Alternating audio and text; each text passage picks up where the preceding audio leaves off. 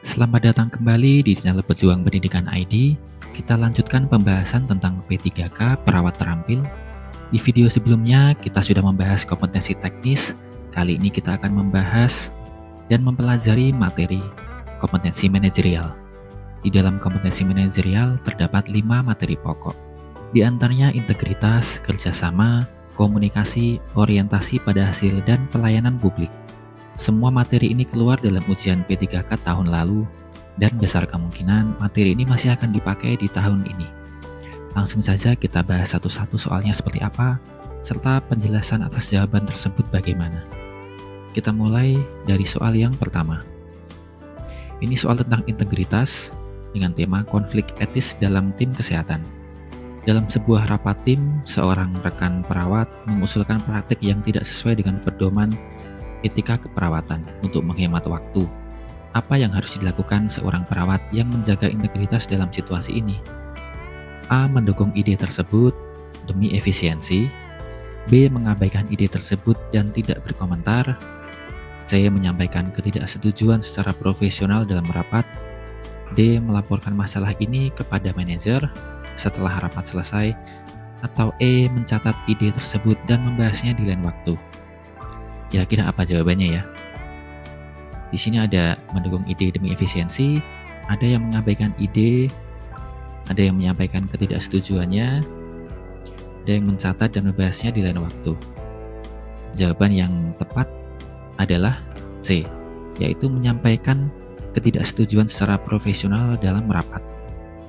Penjelasannya adalah menjaga integritas dalam tim itu berarti perawat harus berani menentang usulan yang tidak sesuai dengan etika keperawatan dan menyuarakan pendapat secara profesional. Di sini opsi A, B, dan E itu tidak sesuai dengan standar etika. Sementara opsi D dapat menyebabkan penundaan dalam menyelesaikan masalah. Oke, kita lanjutkan.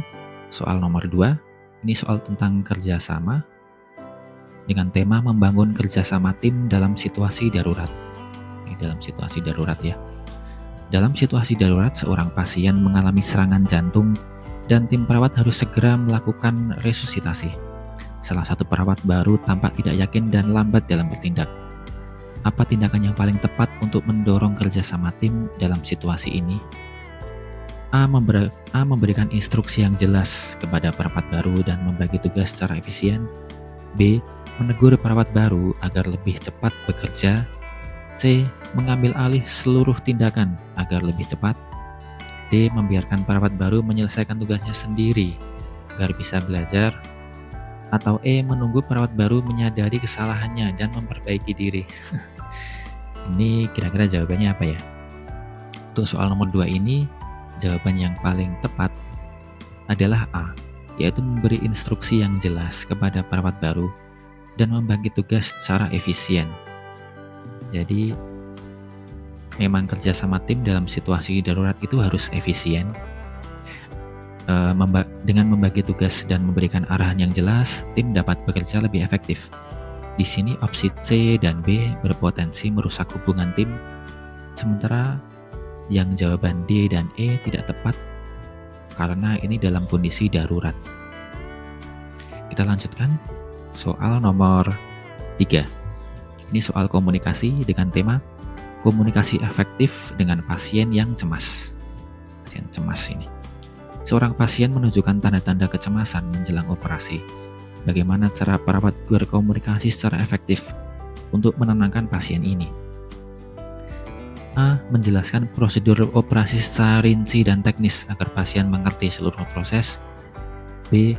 Mengalihkan pembicaraan ke topik yang menyenangkan untuk menenangkan pasien. C. Mendengarkan dengan empati dan memberikan penjelasan yang singkat, jelas, dan mudah dimengerti. D. Meyakinkan pasien bahwa tidak ada yang perlu dikhawatirkan tanpa memberikan penjelasan. Atau E. Menyuruh pasien untuk tidak berpikir terlalu banyak tentang operasinya. Jawaban yang paling tepat untuk soal nomor 3 adalah C, yaitu mendengarkan dengan empati dan memberikan penjelasan yang singkat, jelas, dan mudah dimengerti. Penjelasan dari jawaban tersebut adalah Komunikasi yang efektif itu melibatkan empati dan pemberian komunikasi yang jelas serta relevan. Opsi A ini terlalu teknis. Ini prosedur agar mengerti proses, ini terlalu teknis ya. Sementara jawaban B, D, dan E itu mengabaikan kekhawatiran pasien dan tidak memberikan informasi yang dibutuhkan untuk menenangkan mereka. Jadi jawaban yang C ya, soal nomor 3. Kita lanjutkan soal nomor 4, ini tentang orientasi pada hasil dengan tema penentuan prioritas dalam perawatan pasien. Seorang perawat bertanggung jawab atas beberapa pasien dengan kebutuhan berbeda. Bagaimana perawat dapat menunjukkan orientasi pada hasil dalam merencanakan pekerjaannya? A. Memprioritaskan pasien berdasarkan instruksi dokter terakhir. B. Mengalokasikan waktu yang sama untuk setiap pasien. C. Menunda perawatan pasien dengan kondisi stabil hingga akhir shift. D. Meminta bantuan rekan sejawat untuk menangani semua pasien secara bersamaan. Atau E. Memfokuskan perhatian pada pasien dengan kondisi paling kritis terlebih dahulu. Jawaban yang paling relevan untuk soal nomor 4 adalah E, yaitu memfokuskan perhatian kepada pasien dengan kondisi yang paling kritis terlebih dahulu.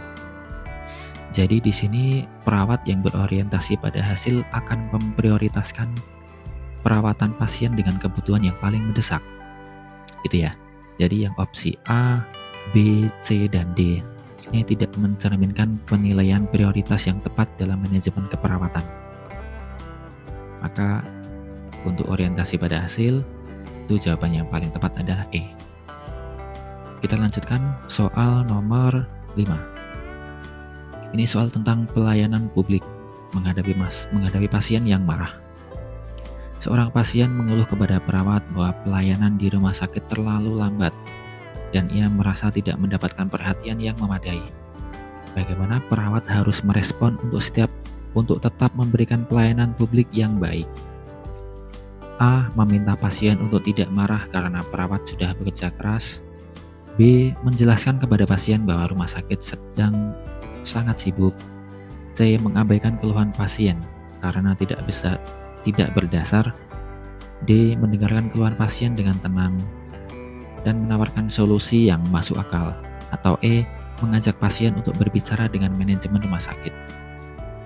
Dari pertanyaan tersebut, jawaban yang paling benar adalah D, yaitu mendengarkan keluhan pasien dengan tenang dan menawarkan solusi yang masuk akal. Ini ya dia. Merespon keluhan pasien dengan mendengarkan dan memberikan solusi yang tepat adalah bagian dari pelayanan publik yang baik. Maka di sini opsi yang A, B, C, dan E itu tidak mengatasi masalah pasien secara langsung. 5 soal dari kelima materi kompetensi manajerial sudah selesai kita bahas. Terakhir, kami dari tim Pejuang Pendidikan ID telah membuatkan e-book berisi latihan soal untuk perawat terampil. Di sini e-booknya terdiri dari 185 soal. Kami membagi materi pembelajar menjadi beberapa kategori, yaitu kompetensi teknis ada 100 soal, kompetensi manajerial 40 soal, kompetensi sosiokultural itu ada 25 soal, dan soal wawancara ada 20 soal. Untuk harga dan cara pesannya Anda dapat cek di kolom deskripsi. Saya harap e-book ini dapat membantu persiapan teman-teman semua dalam menghadapi proses seleksi P3K nantinya. Soal yang kami buat insya Allah relate dengan materi ujian yang nanti akan teman-teman hadapi pada saat tes dengan sistem CAT nanti. Terima kasih, semoga membantu dan sampai jumpa di video berikutnya.